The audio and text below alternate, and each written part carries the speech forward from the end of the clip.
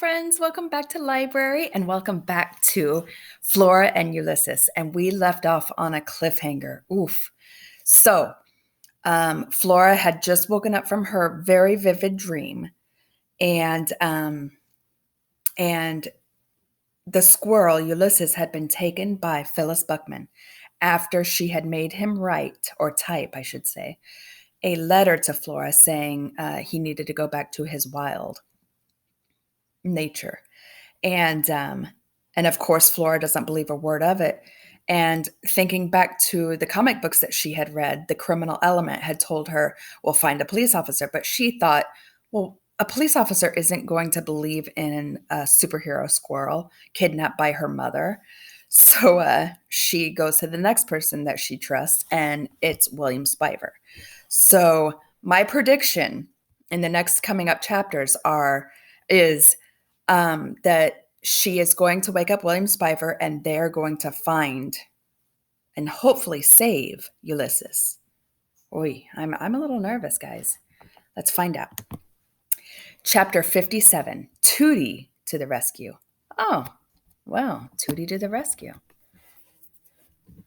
It was 2:20 a.m. The grass was heavy with dew. Flora was picking her way through the darkness. She was breathing heavily because she was carrying Mary Ann in her arms. And Mary Ann, for all of her pink cheeks and delicate features and excessive stupid frilliness, was incredibly heavy. Remember, that's the shepherdess lamp that her mother loves.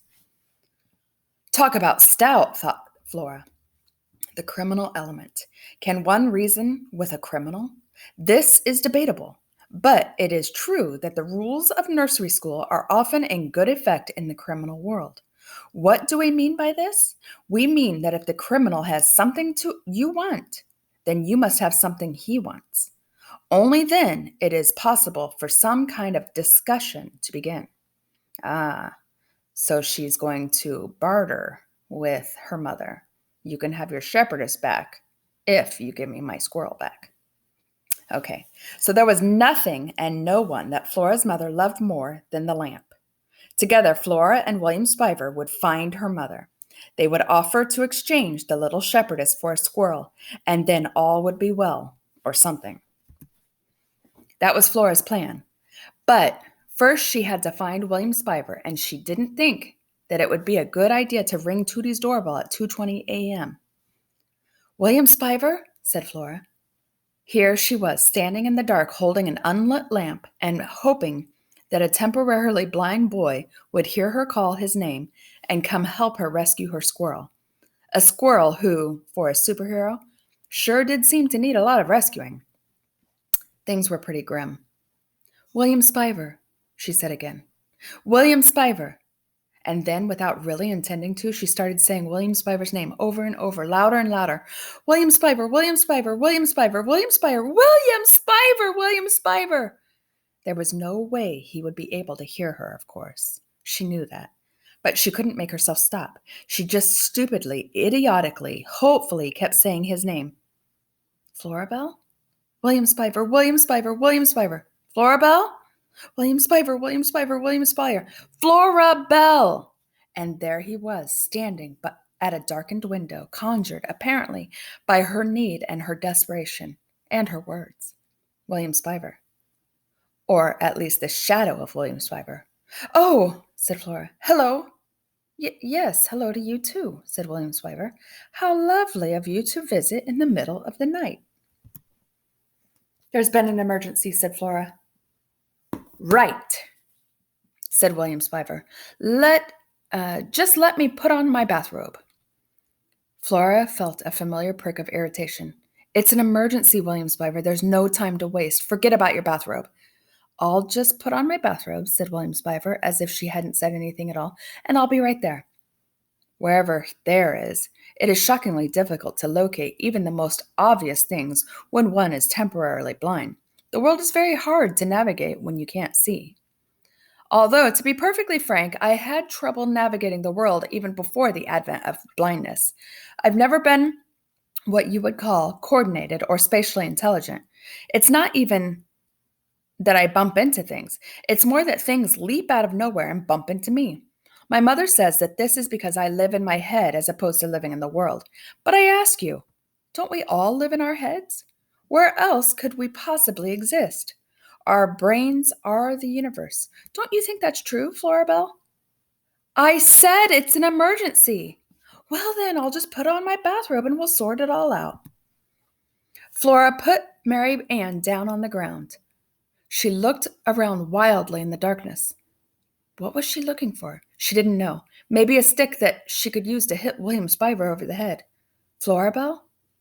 Ulysses is gone, she screamed. My mother kidnapped him. I think my mother is possessed. I think she might hurt him. Do not cry, she told herself. Do not cry. Do not hope. Do not cry. Just observe. Shh, said William Spiver. It's okay, Florabelle. I'll help you. We'll find him. And then the light in William Spiver's room came on, and Tootie said, What in the world are you doing, William? Looking for my bathrobe. Tootie to the rescue. The words appeared above Tootie's head in a neon kind of brightness. Tootie, shouted Flora, it's an emergency. My mother has kidnapped the squirrel. Flora, said Tootie. She stuck her head out the window. Why do you have that awful lamp? It's complicated, said Flora. Again with the lamp, said William Spiver. What in the world is the meaning of the lamp? My mother loves the lamp, said Flora. I'm holding it hostage. Desperate times call for desperate measures, said Tootie. That's right, said Flora. It's an emergency. I'll just get my purse, said Tootie. Chapter 58. Nothing personal. It was dark, very, very dark, and there was the smell of smoke. Flora's mother had him in a sack, and the sack was flung over her back, and she was walking somewhere, and it was very, very dark. At the last minute, Flora's mother had picked up the piece of paper with his poem on it and thrown it into the sack along with him. Was this meant as a kindness? Was she mocking him? Or was she merely covering her tracks? The squirrel didn't know, but he held that crumpled ball of paper to his chest and tried to comfort himself. He thought, worse things have happened to me. He tried to think of what they were. Well, there was the time the pickup truck had run over his tail.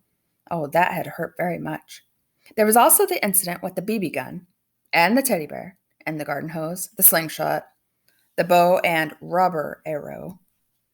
But everything that had happened before paled in comparison to this, because there was so much more to lose now.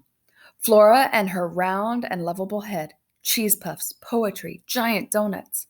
Shoot, he was going to leave the world without ever having tried a giant donut. And Tootie. Tootie had said that she was going to read poetry out loud to him.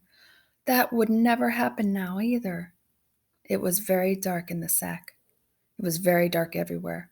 I'm going to die, thought the squirrel. He hugged his poem closer, and the paper crackled inside. This is nothing personal, Mr. Squirrel, said Flora's mother. Ulysses held himself very still. He found this sentiment difficult to believe. It really has nothing to do with you, said Flora's mother. It's about Flora, Florabelle. She is a strange child, and the world is not kind to the strange. She was strange before, and she's stranger now. Now she is walking around with a squirrel on her shoulder, talking to a squirrel, talking to a typing flying squirrel. Not good at all. Was Flora strange? He supposed so. But what was wrong with that? She was strange in a good way. She was strange in a lovable way. Her heart was so big it was capacious, just like George Buckman's heart. Do you know what I want? Said Flora's mother. Ulysses couldn't imagine. I want things to be normal. I want a daughter who is happy. I want her to have friends who aren't squirrels. I don't want her to end up unloved and all alone in the world. But it doesn't matter, does it? It does matter, thought Ulysses. It's time to do what needs to be done, said Flora's mother. She had stopped walking. Uh-oh, thought Ulysses. So is she going to kill him? Is this the end of the road for Ulysses? Oh. Will William Spiver, Tootie, and Flora make it in time? Will they find them? So many questions. Stay tuned. We will find our answers before we get to the end. Thanks for reading with me, everyone. Have a great week.